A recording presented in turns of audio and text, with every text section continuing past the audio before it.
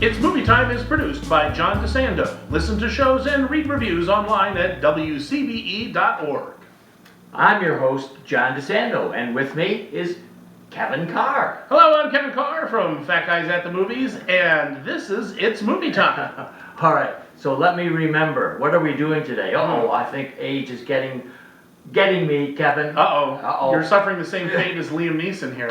Exactly. Has anybody remembered him in this current movie? It's not him. It's not the other people that have the problem remembering him. It's him. It's called Memory. Yes. It stars Liam Neeson, and there are other films we could have chosen. But I have an affection for Neeson. I've watched him for so many years. I just wanted to catch up with him again. Yeah, and he's been, since Taken came out in 2000, early 2009, I think it was in Europe in 2008, but ever since that came out, he has had a big action star career, tough guy action star. Usually that happens in your 20s and 30s, but it happened in his 50s. It does. And you know, we may have, if people will stick around and go over to Back Talk, our podcast, they'll be able to hear more about his oeuvre. Yes.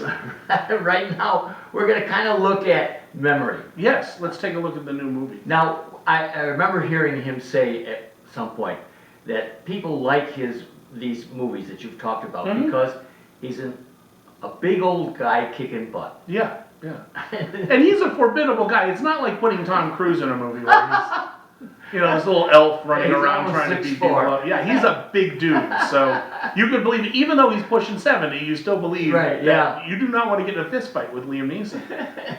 He's diminished somewhat. He had, and I don't think it's diminished more because it's following his age. I mean, yes, exactly. I commented on some of his more recent ones is that he no longer runs around, he drives around. and to that point, this one's a little bit different. I mean, the story follows this aging hitman who's developing Alzheimer's, so he's having memory issues, and he turns the tables on some human traffickers and goes after them. But I mean, it's dealing with the fact that he's getting older. He's dealing with, even though Alzheimer's can affect younger people, it's essentially known as an older person's disease. So, he's facing that sort of thing. I mean, it's a little more exciting than Arthritis, the movie. But it is. He does bang a few heads. Yes, he does. I love that one where they're in the bar and that grungy guy comes up and he slaps him right down on that bar. Yeah. Oh, yeah. Well, and that's the thing is that it's believable in Liam Neeson, and even at his age, I can believe that he would just smack a guy in a bar. So this is I like the fact that they're at least acknowledging the fact that he's not some 40-year-old guy doing this anymore. We've had, and I've been asked, do they deal with Alzheimer's? And not really. It's more a framing device. You're exactly right. I'm thinking over what we're going to be doing, I said, there's not a whole lot about Alzheimer's in this. Well, there have been so many movies recently made. You had The Father, you had Still Alice, you had Supernova, all this dealing with Alzheimer's and dementia, where they really examine it and its effect on other people. This is more a framing device. I mean, they're not flippant with it. I mean, they don't make jokes out of it. I mean, we probably have made more jokes in this segment than they have. So they're not poking fun at it. It's a real disease. It's just, it exists in the background. And I believe it's originally based on a Belgian book. That's correct. And then made into a movie in Belgium. Yes, that's right. Yeah. So where is the interest for us, for those of us who like Liam Neeson or enjoy his movies? What's the interest in this one? Well, it's like you said, it's watching him kick butt. That's really what it is. You want to see Liam Neeson take a special set of skills and attack people. What about the humanistic side? Well, it's interesting because the movie itself is a real mixed bag, and that's the way it's been for the last 4 or 5 of these. Yes, well said. From Neeson, where they are trying to hit topical stuff, although they're kind of leaning into QAnon with this whole. The bad guys in this are human traffickers and of young kids and stuff like that. So it does kind of lean into those. A dad who was trafficking his daughter. Yeah, a little bit. And at that point, I am sitting there going, well, they may want to get off the subreddit forums when they're you know, when they're writing these stories. But the other thing that's interesting, I mean, they got some real good names attached to it. You got Guy Pearce, which is funny because he was in Memento. Well, of course, how 20 years bland ago. was that? Yeah. And in fact, I think Neeson in this writes reminders to himself Yeah. on his arm just the way Pierce did. Yeah, exactly. So I think, I don't know if that was an inside joke. I like Guy Pearce in this. He's good. I know his Texas accent's a little. Well, he's from, what, New Zealand or Australia? It's a little strange, but I think he is really good in this. Yeah. You know, he's actually siding a bit with the assassin. Now, after all, come on, Kevin, this Liam Neeson's playing a contract. He's not a good guy. No, he is not. I mean, and that's one thing that you do see with him as the quote unquote hero. He's not always doing the right thing, but there's a certain thing that he has that line he won't cross. He won't assassinate a kid. Although the implication is he used to.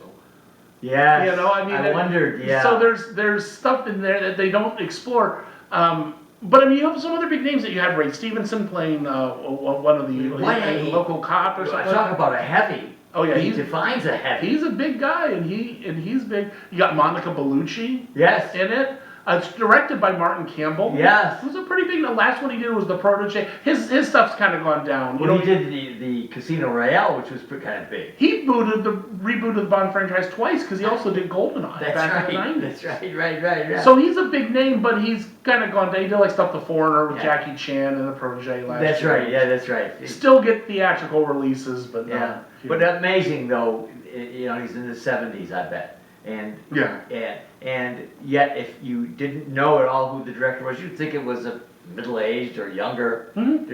It never shows the effect, I think, when he's directing this. It's not like a Clint Eastwood where his movies get slower and creakier as they go along, even though they're still good. I know it. And Bellucci, I thought she plays a female heavy. Yeah.